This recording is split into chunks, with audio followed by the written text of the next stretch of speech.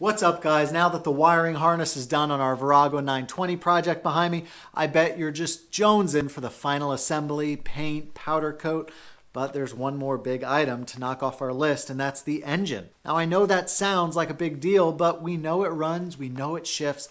All we have to do is just take apart the top end, inspect everything, make sure the pistons, cylinders are all within specifications. We're going to add some bearings to the cams, which is a common failure point.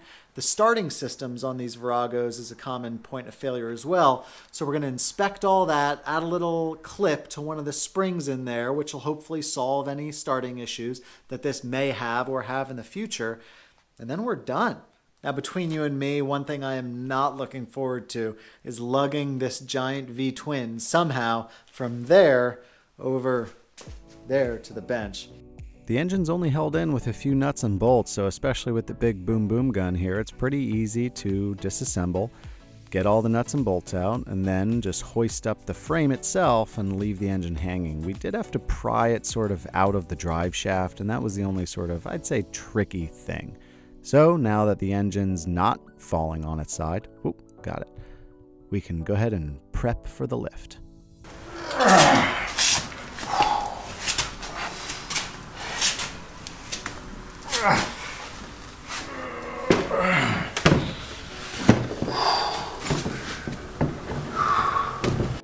Now, I didn't weigh this engine, but it felt like it weighed about 200 pounds. I mean, this thing was hefty, hefty, hefty. Now, after draining the oil, you can start popping off those side covers, and then did I drain the oil?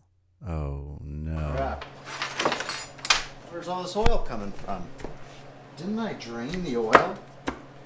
Oh, no. I didn't drain the oil. Well, because I'm the stupidest person in the world, I drained the oil all right, just all over my bench. So once I got all cleaned up, then I could finally start doing, the reason why I pulled the engine in the first place, to start pulling the top end. It all came apart pretty easy, just as easy as these old Hondas and Suzukis.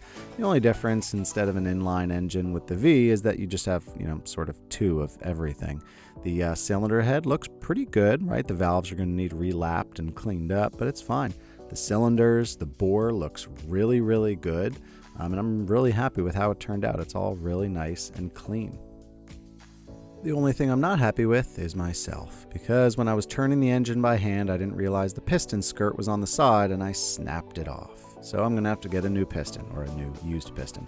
The cams, you can see what I mean here, where it had this guide that it spun in, but I'm going to replace it with an actual bearing, because, that's normal. Time to survey the damage and why this video is only 5 minutes long and why we're going to be waiting for parts for a while. Number one, we're going to have to get a new piston. You can't find them new anywhere, so we're just going to get a used one. Number two, we need new piston rings. I was hoping that we'd be able to reuse these cams, but after looking at them, they are toasted. You can see all this pitting on the lobes. All the lobes are measuring way under spec as far as their height goes. So I think I'm going to send them off to a company where they re-weld material onto the lobes and then grind it down to the stock specifications. So it'll be basically like a brand new camshaft.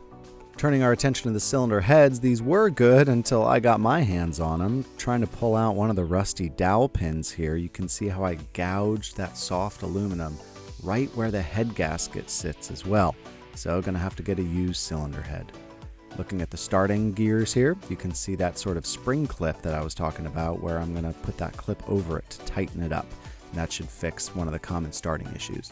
This gear here, right where it meshes, you can see it's worn down on that edge. So I'm just going to flip that gear around to the new teeth, and that should be good. Well, half because of my stupidity and half just because of the miles and age on this bike, we have a little bit more work to do than we anticipated. So I'm sorry to say, but we're both sort of waiting on parts together here for the next video to come out. Thanks for watching. Be sure you subscribe so you can catch that video when we put this Virago engine back together. We'll see you next time. Thanks.